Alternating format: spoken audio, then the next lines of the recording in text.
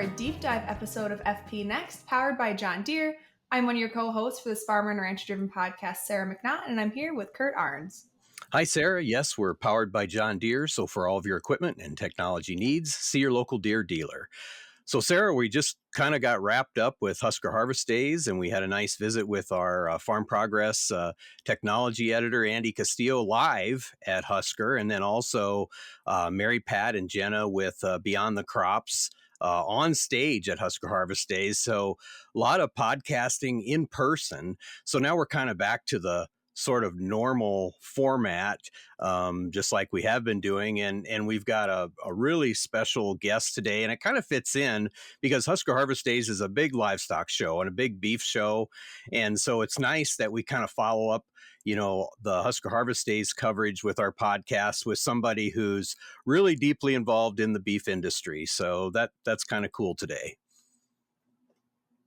I know I always joke that I cover like the cattlemen's corner and the cattle corner up for the new products at the showgrounds, and especially that beef building was so great. So yeah, Kurt, this definitely fits here. And today with our deep dive, we have a special guest, Andy Bishop, who is not only the chair of the Cattlemen's Beef Board, but also Andy and his wife Megan are raising their 4 children on their registered Angus seed stock operation, which is known as Fairfield Farms at Cox's Creek, Kentucky. Andy began his career as an ag teacher and then transitioned to ag lending. He's been an active member in the industry, serving in the role at Kentucky Beef Council and NCBA's Young Cattlemen's Conference and president of the NCBA's Young Producers Council. So, Andy, you've been doing a lot and you've been busy kind of jumping around all kinds of organizations. But thank you for joining us on FP Next. Well, thank you, and thanks for having me.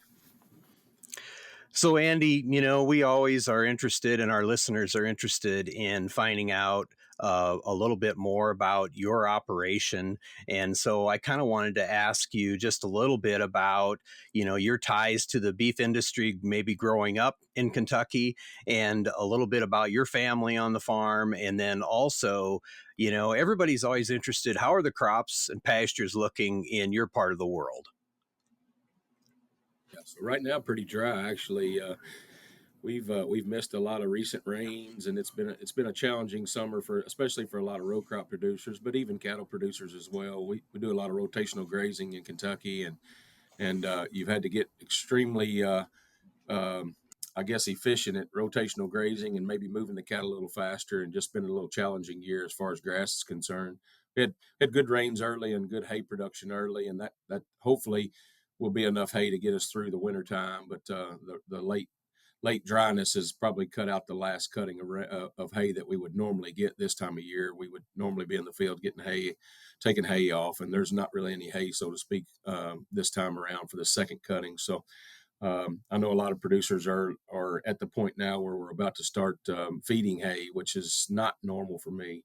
I would normally start feeding hay in December, maybe even January. We stockpile a lot of grass in the fall. Fescue grows really well here in the fescue belt, and so we can stockpile in the fall and usually not have to start feeding hay until late December, early January. And we're borderline now. I'm grazing my last remaining stockpile that I'd put away for this summer, and I'm grazing it now. So I think hay season will be upon us a little sooner than later.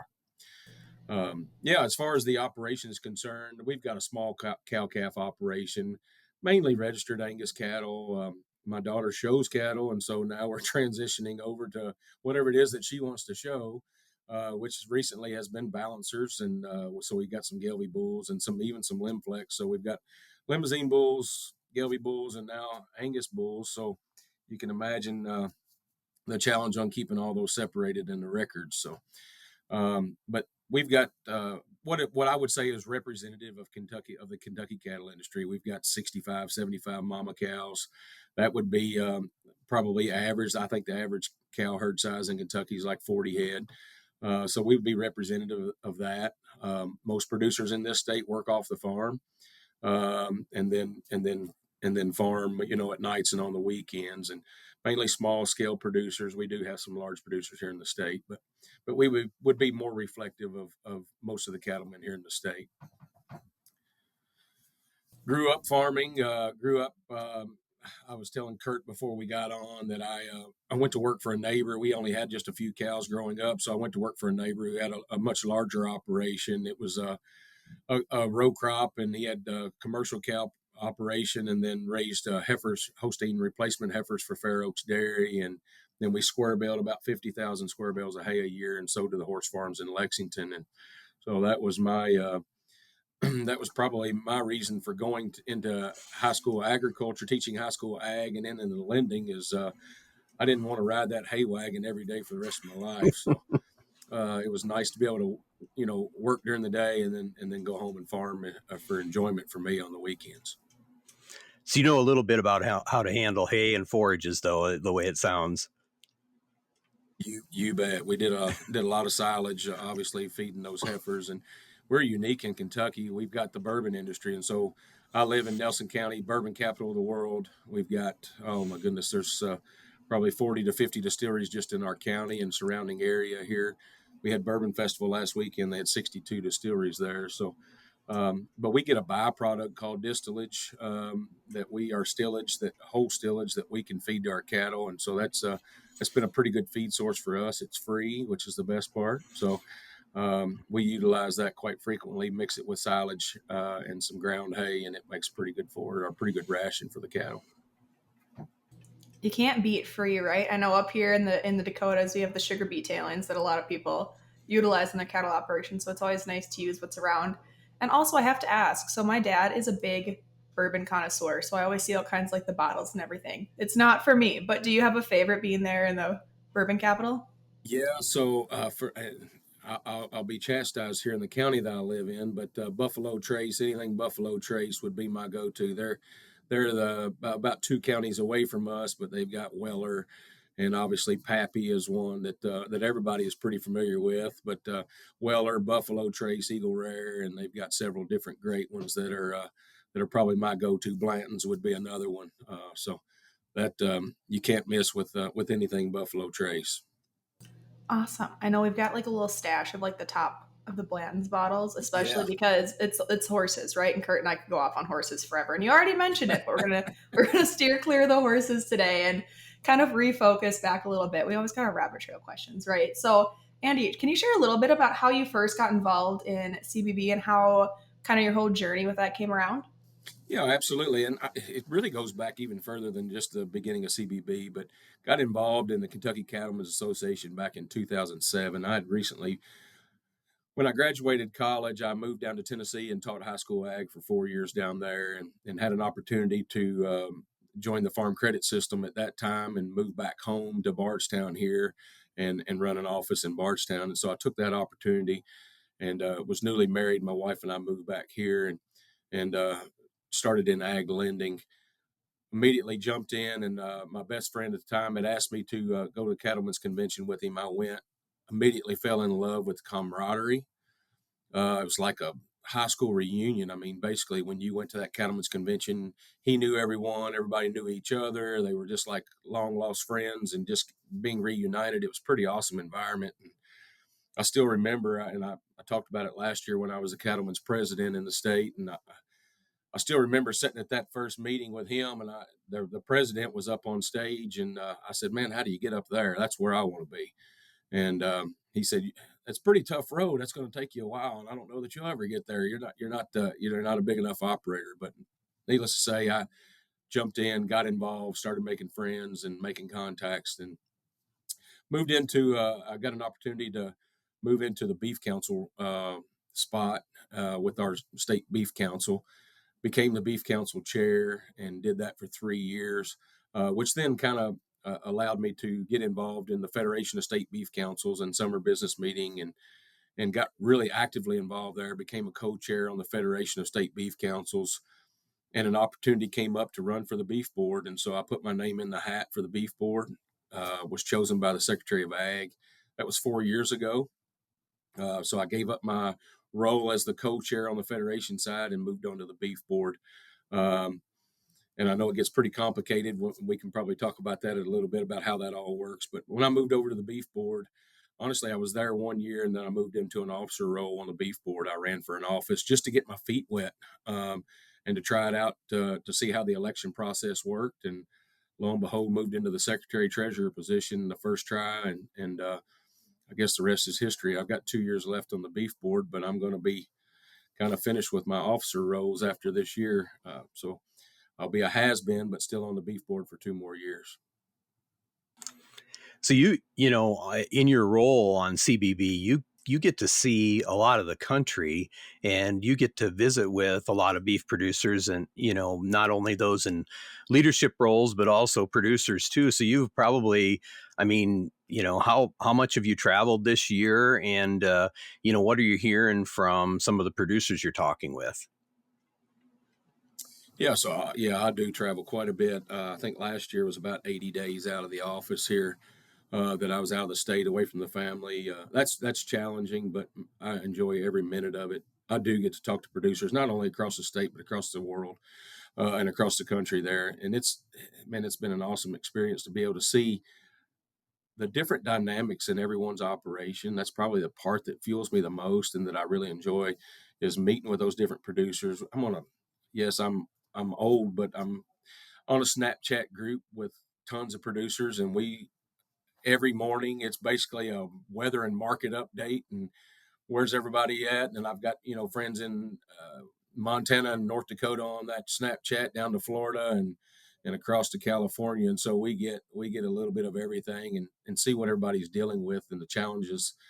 For me, it's mud in the wintertime, and up north in North Dakota and Montana, they're dealing with snow and ice and freezing cold temperatures that I couldn't imagine. And then you go down south, and my friend down there is dealing with alligators and 110-degree temperatures with 99% humidity. So it's pretty cool to see those challenges, but also to bounce ideas off of people, because we're all adapting to whatever challenges we face each day, and that's pretty neat.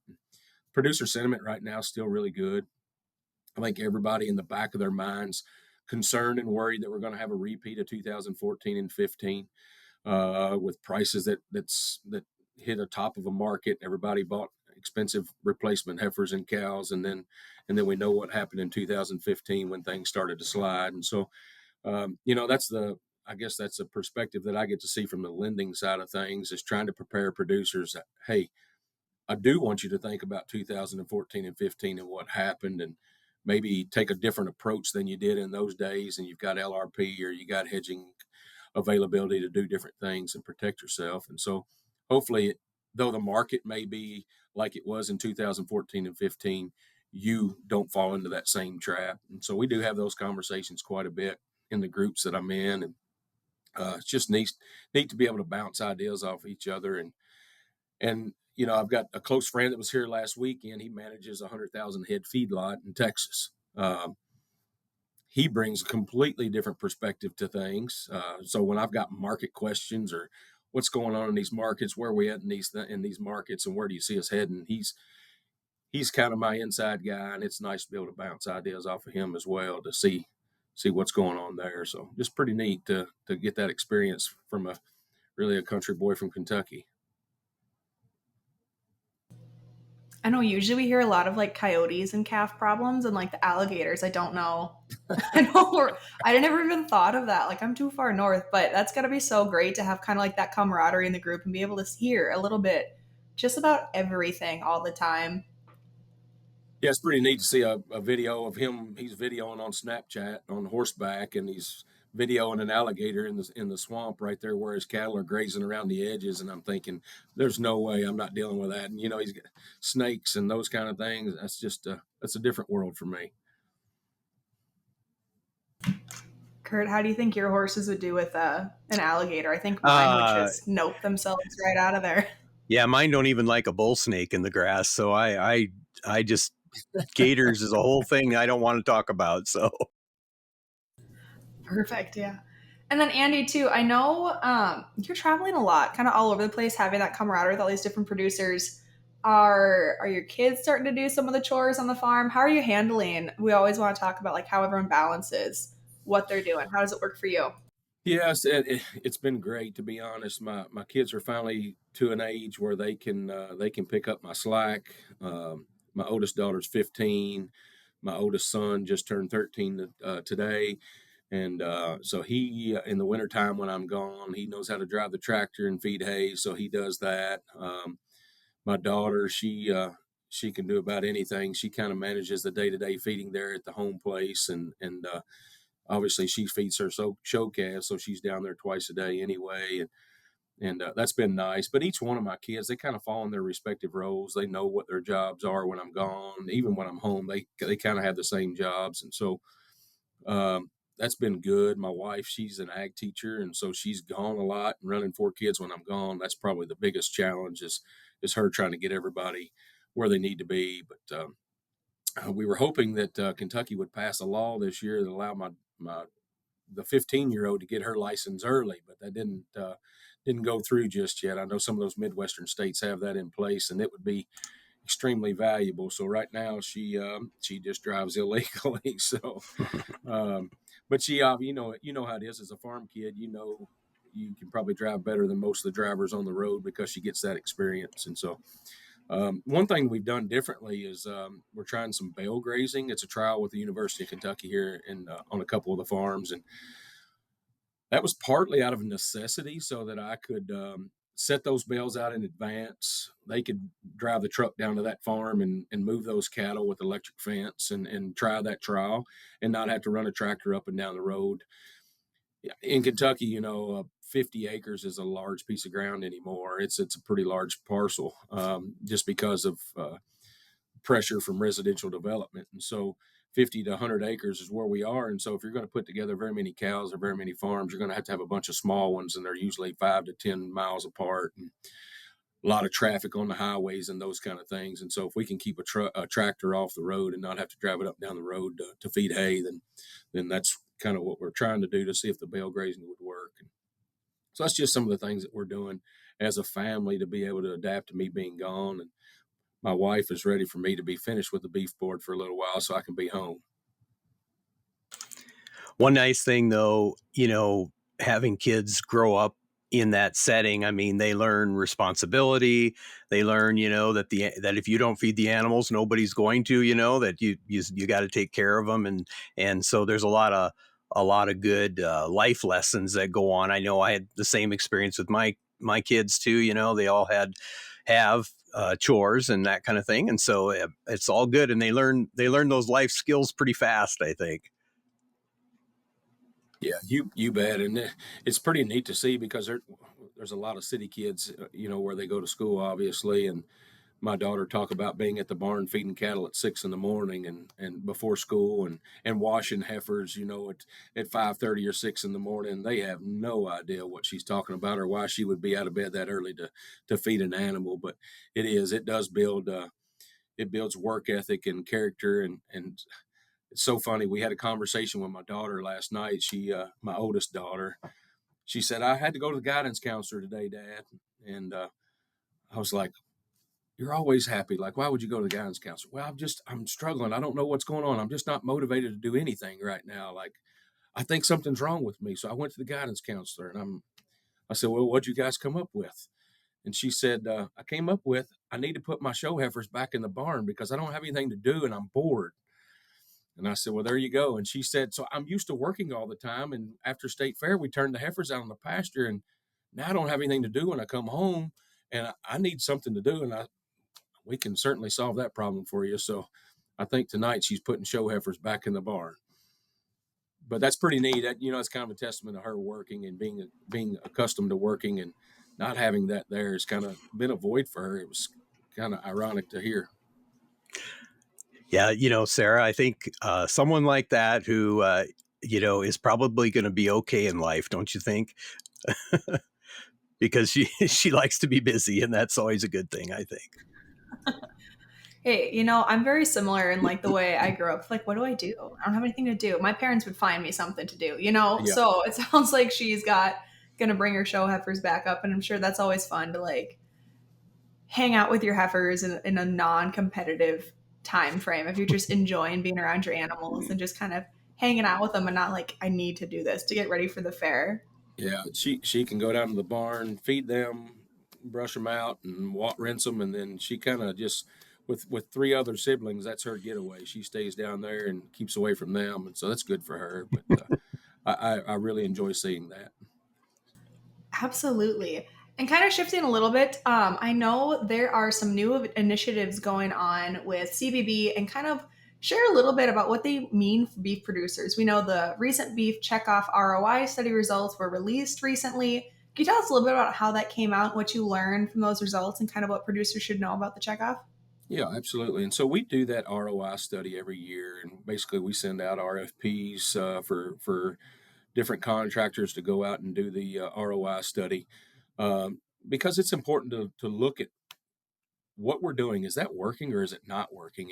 Most businesses do some kind of reflection of some sort, and have an independent party come in and look at what they're doing to see how effective whatever the programs that they're doing are. And so the ROI study we do every 5 years. We just recently finished one. Dr. Harry Kaiser did this one and the last one for us as well. The last one came in at like 11.92. This one came back at $13.41 return on investment, which is pretty significant, Sarah. And in thinking that in 1985, when that dollar passed, we still have the same dollar today. We have less cattle, so our receipts are down. We were 48 to 50 million head of cattle in those days, and getting a dollar. Today, due to inflation, that dollar has a buying power of 32 cents, and we're receipts around 42 million total. So we're down really about 8 to 10 million in total receipts, and the buying power is cut in basically by two-thirds. And so we've had to get pretty clever and pretty efficient with how we operate and how we do that to promote our product. But to see a return on investment of 13.41, I don't know about you guys, but if I can spend $13 and if I can spend $1 and get 13.41 back, I'm doubling down, and I'm trying to figure out how I can do more of that. Uh, but I do think it's a testament of the programs that we're doing that producers are choosing, basically. And so, just in a nutshell, the beef board is made up of 100, well, actually 99 members now from across the U.S. They're selected by the U.S. Secretary of Agriculture, and basically each state that has a state beef council gets a spot on the beef board based on the amount of cattle that they had. Now, there's some states that are kind of regionalized because there's not enough cattle to fill one seat, and so they would get one seat for a certain number of states, but it's based on the number of cattle. There's 99 members this year. 92 of those are producers, farmers and ranchers from all over the country. Of those 92 producers, 85% of them are cow-calf. Few backgrounders, stockers, and then a few feedlot representatives. No packers. That's probably a misconception that a lot of people have. The packers are controlling the checkoff. No, they're not. But we do have 7 importers on the beef board. And those importers are on there because they pay into the checkoff just like you and I do. And so they pay on a per box basis if they're bringing in box beef. Okay, so 72% of the imports are lean trim. So they're paying on a per carcass equivalent based on pounds of box beef they import. Last year they imported about their revenue from the importers was about 7.8 million in the checkoff. So it's really, really valuable what they're contributing to promoting beef in the U.S. So they do get some seats on the board that way. And then when it comes down to decision making, those beef boards members are sitting on committees with 100 Federation of State Beef Council members. All right. And so those committees will then hear from contractors who submit requests and say, hey, we would like to have X amount of money to do this program. Beef, it's what's for dinner, safety research, nutrition research. Farm Bureau's got one, for example, to do to educate STEM teachers out in metro city areas. And so they come to those committees and say, hey, we want to do this program. It's going to cost X amount of dollars. If we do that, would you reimburse us? And so the committee members are those producers that from across the country will rank those. They'll give them feedback, and they'll send that information up to the operating committee. That operating committee is made up of the same beef board and Federation of State Beef Council members who are elected by a nominating committee of producers. That nominating committee, you go through an interview process. It's pretty rigorous, to be honest. It's about a 30-minute interview each. I know we had 24 on the beef board side. We had 24 producers apply for position on the beef operating committee, and there's 10 spots. And 3 of those are taken up by the officer team. So there's really only 7 spots out of 24. And so it's a pretty intense process. But that operating committee meets in September, and then they balance the budget, basically decide who gets what amount of money, and they balance the budget.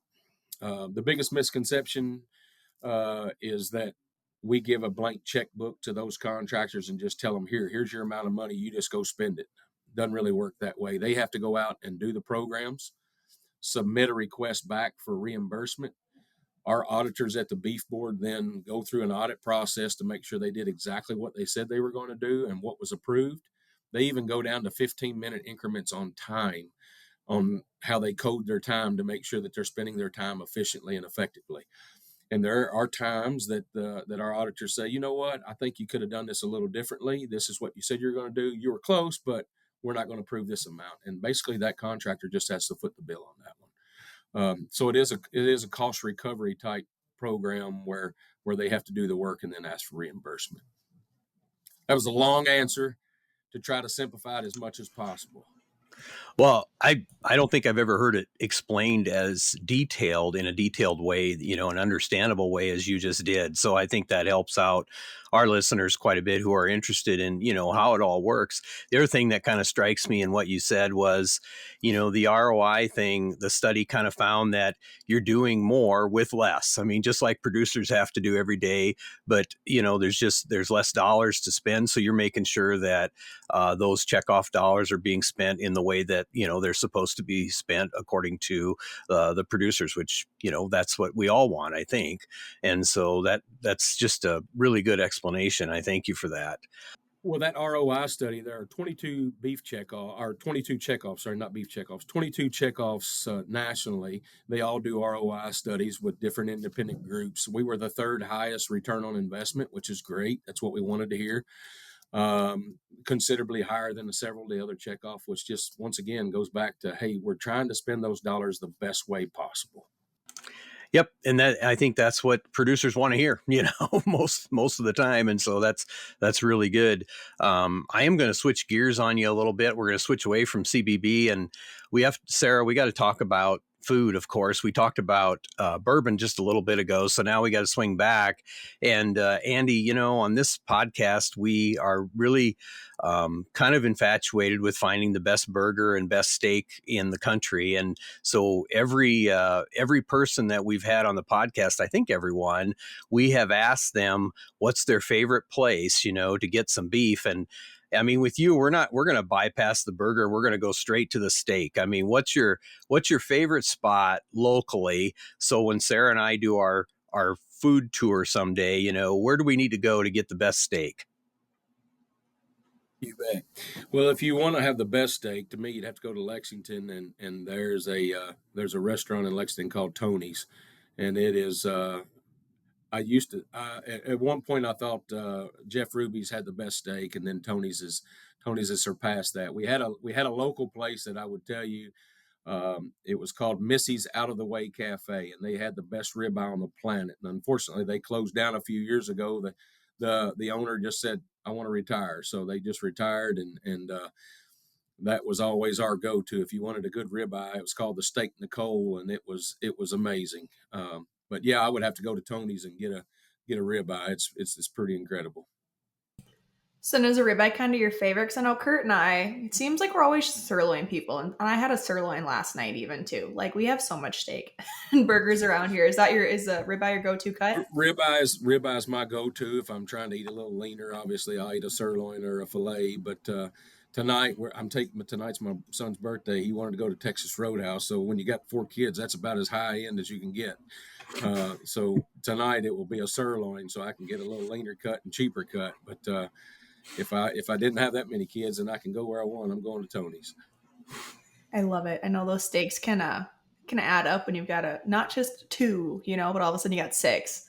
And Yeah, and I've raised a family of steak eaters. yeah. So when they go, they're like, "Hey, do we have to eat off the kids' menu, or can we get a steak?" And I'm like, "Don't they have steak bites on the menu Right. for No, and kids?" it's But yeah, it's yeah. tough. Definitely. And then kind of we just bounce around over here, right? And so we're going to talk a little bit about the Beef Promotion Operating Committee because I know they recently approved their fiscal year 2025 checkoff plan of work. What would you like producers to know about that plan coming up and how it'll help in their operations down the road? I think, that's always a big discussion for producers is my checkoff dollar doing enough for me to constitute paying it? And I know you kind of answered that a little bit already, but dive in a little bit about what these new Great, plans are. great question. And I can talk about this for an hour if you wanted me to. But so the operating committee is faced with a pretty monumental task. So those contractors come in for those annual or authorization requests that I spoke about, and this year it was about $47 million of requested funds. Our budget was right around $38 million, and so unlike the federal government, we can't just make money. And so we had to balance the budget. We're farmers and ranchers. We know what that means. And at the end of the year, you've got to break even or have a little bit of money left. And so we had to cut 10 million of those requests. It gets very, very difficult because everybody sitting in that room, there's 20 members on that operating committee, and everybody sitting in that room is passionate about some of those authorization requests. I mentioned some of them earlier. There's others like National Institute for Animal Agriculture, who basically gets producers in front of the CDC representatives and national veterinarians. And so having those tough discussions about antibiotics and what we're doing on the farm and the ranch to try to keep us at the forefront of that conversation so that we're just not run over with policy changes because they don't understand what it is we're doing and the impact that they have on what we're doing. Um, and so you talk about some of those things, you talk about the research that goes on, everybody's passionate about it, but at the end of the day, we've got a balance. And so U.S. Meat Export Federation is one I didn't speak about, but they're our second largest contractor. And if you look at their return on investment, they do their own independent study. It's 24 to 1. Pretty phenomenal what they do, and the value that they add to a carcass is over $400 a head value added to the carcass. And so when I spoke a lot last year across the state of Kentucky as a Kentucky Cattlemen's president, and there was always one thing that I talked about is how many of you ate liver today, how many ate stomach today or tripe, and nobody raised their hand. A few older guys would have eaten liver or something or in the last week, but none of the young generation. Um, but guess who does? People in foreign countries that we can export that to and are willing to pay a premium. Japan, a tongue's worth over $11 a pound. Here it's basically useless. Um, and so when you look at creating markets for stuff like that, that's what your checkoff dollars are doing in that export market and bringing value back. Um, and I think that's something that's overlooked a lot of times. The other thing you kind of referred to is my dollar. What's my dollar doing for me? And I do think it's important. If you're paying into the checkoff, know what those checkoff dollars are doing. And so how can you do that? Beefboard.org or drivingdemandforbeef.com. You can go, both of them are going to take you to the Beef Board website. You can look at all the programs that we go through. Everything that was approved, everything that's been funded, you can look up all that stuff. But basically, I always give this analogy, and I know many people have heard this across the country if they've heard me speak, but here in Kentucky, we get the conversation a lot, phone calls. Why are we not spending $10,000 on a billboard outside the red light in my local town to promote beef? And so the answer for me is pretty simple. The family or the consumer that we're trying to reach normally is that 25 to 45-year-old mother who's making those buying decisions for the family. Where's she spending the majority of her time? And if she goes to that red light, is she looking up at that beef billboard saying, "Oh, I need to cook beef for my family tonight. I think I'll stop at the grocery store and get that." I always start that by asking some of the older gentlemen in the crowd, how many of you have been on TikTok this morning, or Spotify, or Pandora, or YouTube? And I usually get the comment, "What the heck's Spotify?" Well, guess who's spending time on Spotify, TikTok, Pandora, and YouTube? It's that 25 to 45-year-old mother. And we can advertise on those platforms, and we can take that $10,000 investment and we can reach 5 million people with it on those platforms where those mothers are spending their time. Or we can spend $10,000 on that billboard that maybe 5,000 people are going to see in a day's time. And when that mom pulls up to that red light, is she looking at that sign, or is she on her phone looking at Spotify, TikTok, or Pandora? More than likely, she's there. on her phone. And that's where I want to be. I want to be in front of her every chance I get to promote my product and to promote everybody else's product. And so if you're not spending time on that platform, Kurt, right, on Spotify, TikTok, or Pandora, it's hard to know, hey, we're advertising on those platforms. So you're not going to see that stuff. But the return on investment says that if I can do that, I can get a $13.41 return on investment. That billboard, probably negative return on investment. And so when we talk about the 32 cents of buying power, it is monumentally important that we streamline the process and we get in front of those consumers in the cheapest, most effective way. And unfortunately, that oftentimes means our producers are not seeing that. Why are we not running a Super Bowl ad? Well, it's $3 million for a 30-second Super Bowl ad. That's almost half of NCBA's total marketing budget when it comes to the checkoff for 30 seconds of advertising. But for $3 million, man, we can reach billions of people or millions of people multiple times with the same money. And so hopefully that kind of sums it up a little bit. It's a lot to go on there, but we're trying to be as efficient as possible. And I think that analogy hopefully sums some of that up for you. I know I always get so excited when I'm listening to my like true crime podcast, not even ag podcast, and I hear it's like a beef. It's for dinner, the beef campaign, and I hear an ad for that, and I get so stoked, and I'm so excited to always hear that. And kind of like Right. you're saying, those unconventional places where maybe producers aren't hearing it, but general people who I think a lot of women in that age group also listen to a lot of true crime, and so it's kind of one of those things that you hear on Spotify, and that's a great way to kind of use those dollars, like you were saying. But you and my wife would get along perfectly on the true crime. She's a junkie for sure. And I think about, I was watching Sports Center last year, and UConn basketball, for example, they were always on TV last year because they were so good. And I'm watching Sports Center, and they're at the UConn basketball game, and I see a Beef It's What's for Dinner sign scrolling around in the background. Well, if we were to pay ESPN to advertise, it would cost millions of dollars.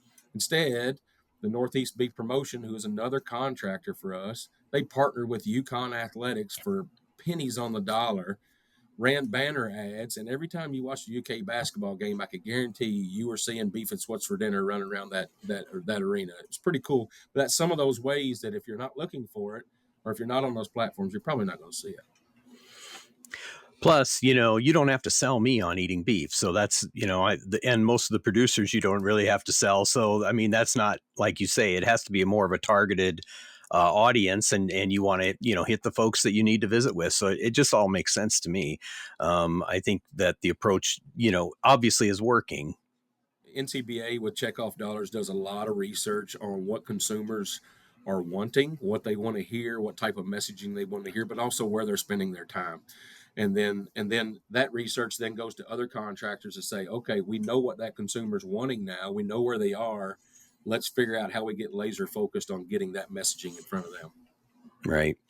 Well, Andy, we're kind of getting close to wrapping up here, but I did have a question for you. I wanted you to put on your ag lending hat a little bit, and plus your beef background, and things are good in the beef industry. Prices are pretty decent, but in our country, and I think most beef producers, they're always a little leery about being too optimistic about how things are going. Would you have, in this kind of volatile market, system that we're in, would you have any tips from the ag lending standpoint, for producers into, kind of a risky atmosphere, I think?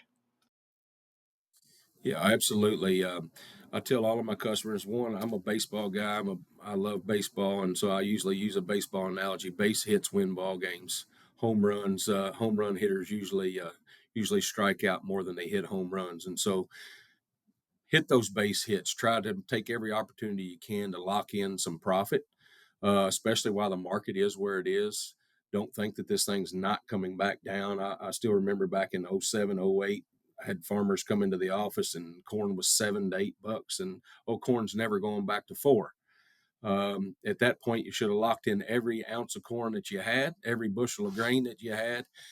I heard beef prices this year when calf prices hit $3 in this area. Oh, it's never going back to $1.50. You better lock, because that's usually the beginning of a downslide in the market. And so, For me on the ag lending side, I really encourage our producers on the smaller scale to use livestock risk protection insurance.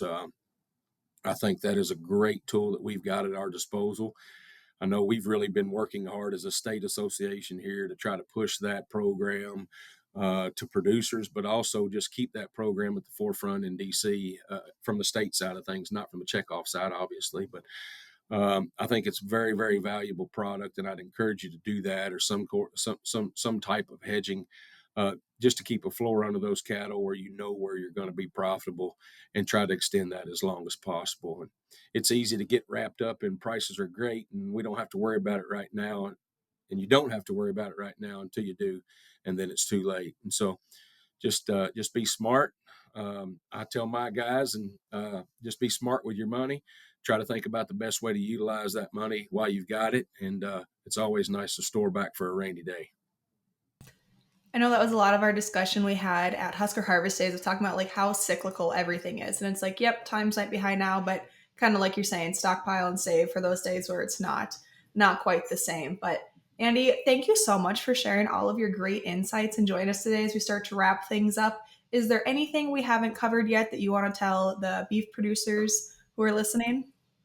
Yeah, my biggest, I guess my biggest point is know what your checkoff is doing. Go spend the time to research it. We are spending money on producer communications. You can sign up for a publication called The Drive. It's a summary every quarter about what the checkoff's doing with your money. If nothing else, sign up for The Drive. You can get it on an email, or you can get it in print copy. If you like print copy like I do, then get it in print. But just get a summary of what's going on. But know what your checkoff's doing. Learn about it. Don't be afraid to share with others about it if you know about it, especially. And there's just stay vested in the process, and just know that the people that are making the decisions on the checkoff and how those dollars are spent are producers just like you and I. And I think that's the valuable part is we run the checkoff like we would run our operation, and that's as lean, as efficient as possible. And to me, if I want to give my money to somebody and say, make the best use of this money you can, I'm going to give it to a rancher and say, here you go. You're used to surviving on pennies. And so you figure out how to make it work, and they do. Absolutely. And also, all of the websites Andy talked about today during the episode will be linked in the episode description. So if you are paying on the checkoff and this conversation is making you want to go look, you can find those links right in the episode description. And Kurt, I think that about wraps it up for this deep dive episode of FP Next, powered by John Deere. Yes, Sarah and Andy, to our listeners, we want to thank you for tuning in to this episode of FP Next, allowing us into your tractor cab, your truck, on your farm, in your shop, and in your fields. A special thank you goes out to our digital production and marketing team members who put in a lot of work with us. And if you want to be sure not to miss any top farm stories, sign up for our Farm Progress Text Blasts, which bring the hot stories right to your inbox. And you can sign up for those text alerts by texting FARM, FARM, to 20505. Be sure to follow Farm Progress on social media to stay up to date with all ag news and more. And check out the digital edition of your regional publication at farmprogress.com. And Kurt, I'm super excited for our next episode of FP Next, which is a special shop talk episode featuring our buddy Kevin Schultz and our Wild West group, who is kind of the hog guy at Farm Progress, and he's the editor of the Farmer in Minnesota, and he's the author of a Farm Progress Hog Outlook column every month. Yeah, so we covered beef today. We're staying on the livestock theme through October, and we just worked it with Kevin at Husker Harvest Days, so we're anxious to get to visit with him at FP Next. Absolutely. And he's going to share a little bit about what's going on with the pork diseases that everyone's kind of watching on the background, and also some of the insights he's working on during Pork Month. And you can bet we're going to be talking to him about his favorite burger spots in Minnesota and his experiences growing up in the swine industry. And I'm sure we'll talk a little bit about the Minnesota State Fair too. You can follow along with FP Next by listening and subscribing on your favorite podcast platform or YouTube, and also Farm Progress Online. And be sure to leave us a review if you enjoyed the show. Sarah always says 5 stars or nothing. Always. And remember, if it's agriculture, your friends at Farm Progress have you covered. Here's wishing you high yields and good weather. We'll see you next time.